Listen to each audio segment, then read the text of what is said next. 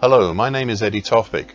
I'm Head of Technical Analysis and Senior Markets Analyst at ADM Investor Services International Limited, and here is your weekly technical analysis of LME 3-month lead and tin. LME 3-month lead. As I said here 4 weeks ago, and I quote, we have a possible choice of pattern here, or maybe even both patterns acting at the same time. Anyway, the first pattern is a possible mid-November 22 to date head and shoulders top. This pattern is a little extended right now, and it has not as yet seen a significant break below the neckline. That's actually currently at 20.08, which is highlighted in green on my daily chart. The second pattern is a derivation and extension from this head and shoulders top. It utilizes the neckline as the lower trend line plus an optimized upper trend line, and that's currently at 20.68, and highlighted in bright red to together make a possible descending wedge pattern. End of quote. I also added, and I quote, right away the optimization I've undertaken makes me so suspicious about the veracity of this possible pattern. But I'd rather say it and only look a fool now than have it confirmed later on. And that's the end of the quotes. So where has this left us now? Well, the ever so slowly rising long moving average, currently at 20.62, prevented the market from fulfilling the opportunity presented on the downside for a head and shoulders top. That much is clear. Similarly, the now flatlining medium moving average above, currently at 21.46, has capped the market, even though prices have broken out on the upside of the descending wedge pattern.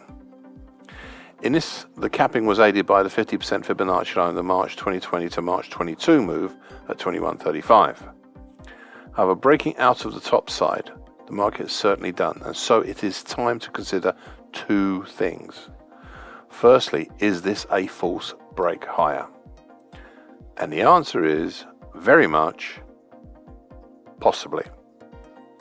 The lack of a move higher, at this time a real move higher, over the 50% Fibonacci line at 21.35 and the 50% Fibonacci line for 2022 at 22.25, well, it certainly places a big question mark on any move higher, as does the lack of any follow-on pattern I can see at this time, should the head and shoulders pattern be a head and shoulders continuation pattern.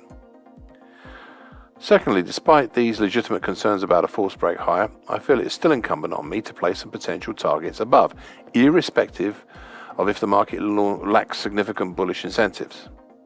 Thus, a primary target X above for the descending wedge pattern would be in the 22.65 area, with a secondary much harder to achieve target X1 up in the 23.67 area.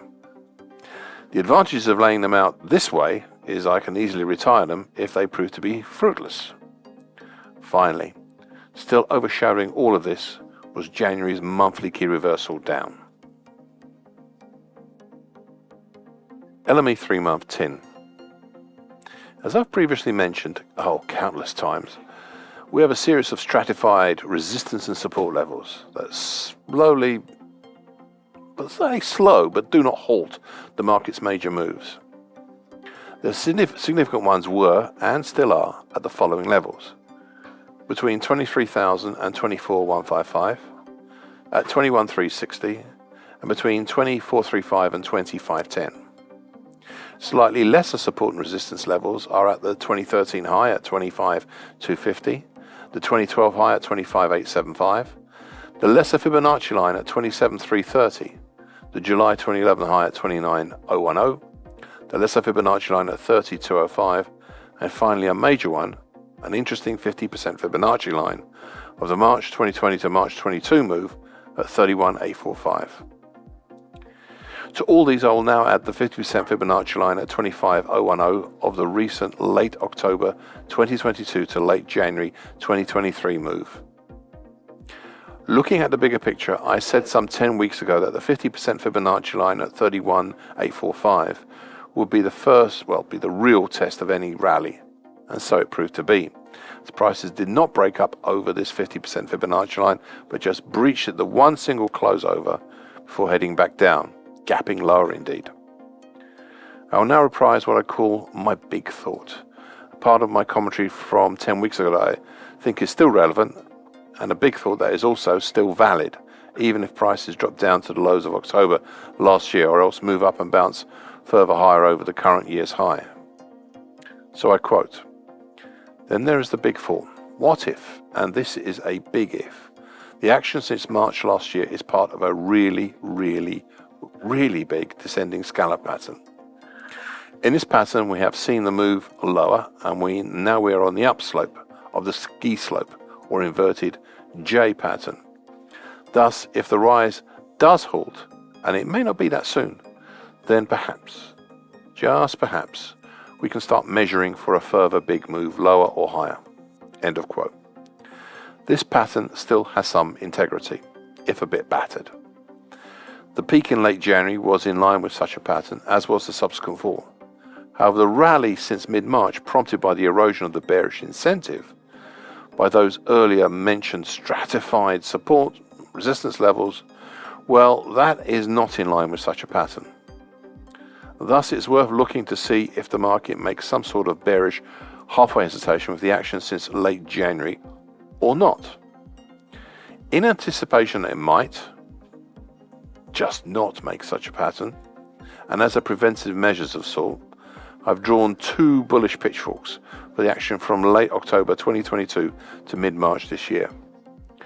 The market is currently in between the lower tine of the bullish Andrews pitchfork, currently at 23,115, and the middle tine of the bullish shift pitchfork, currently at 28,480.